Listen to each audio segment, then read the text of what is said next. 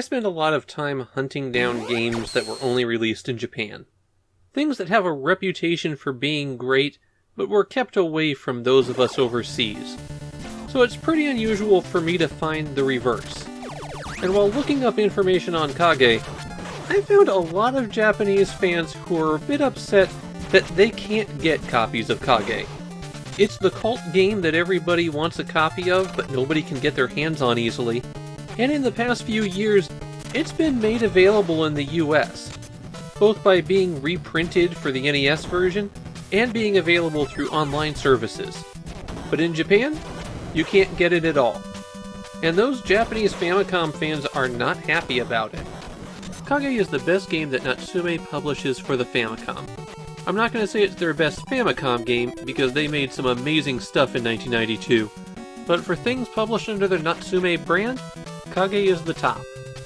The story behind the game is that the United States has been taken over by ninjas, so it's up to two good ninja to sneak into the country and put an end to that.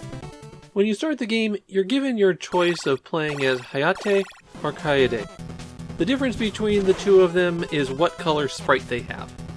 Kage is a side-scrolling action game where the A button jumps and the B button attacks.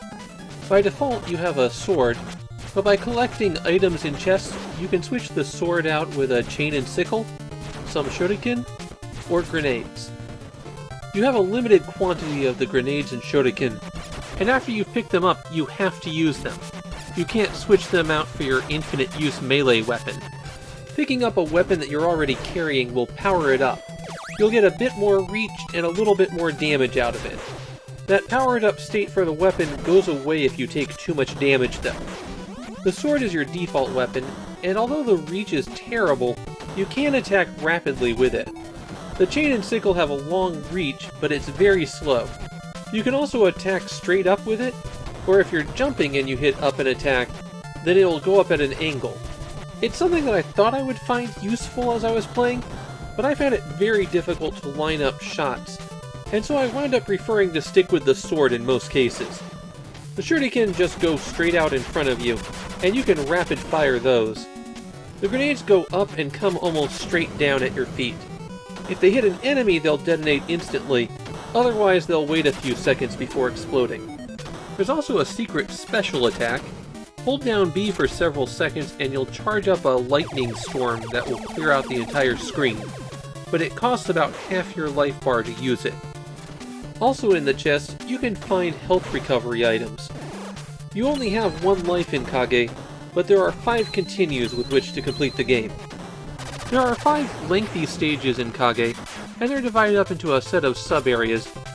Sometimes there's a clean transition between these, and sometimes it just rolls right into the next one. This is especially the case with the boss fights. While you're jumping around, you'll find that you can cling to some ceilings, and when you're clinging to those, if you hit up, you'll flip upwards through them. Pressing down and hitting jump will let you flip downward and cling to the ceiling of those same platforms. Kage is not a game that likes to throw a lot of enemies at you. Instead, the few enemies that are there take a lot of damage. Even the basic enemies that you encounter require 2 hits to defeat. And then there's things like these robots that break apart when you hit them. The top half flies around for a while, and it can be pretty tough to take it out. The general recommendation is to just avoid these small enemies and run for the boss. The bosses here aren't too tough. They have some very basic patterns, and once you have a feel for it, they're pretty easy to take out. You're only given 1 life in Kage, but you have 5 continues. But even with that kind of restriction, it's not that difficult of a game to get through. If you do need help, Kage offers a simultaneous 2-player mode. Upon release in Japan, Kage did not do well. It was met with a resounding shrug. But over time, it became known as one of the Famicom's hidden gems, and that's made it kind of difficult to acquire a copy. These days, you can expect to spend about 8,000 yen for a copy of Kage, assuming you can find one at all. There is a sequel to the game, kind of. The Ninja Ryukenden game for the Game Boy was designed to be a Kage sequel, but Tecmo wound up publishing it, and so the name of the main character was changed. I find Kage to be a pretty good action game. The stages are well designed, especially the later ones. and it gives me a reasonable challenge. And I have a good time taking on the bosses. It's not one of my all-time favorites, but it is one of those games that really shows what the Famicom can do.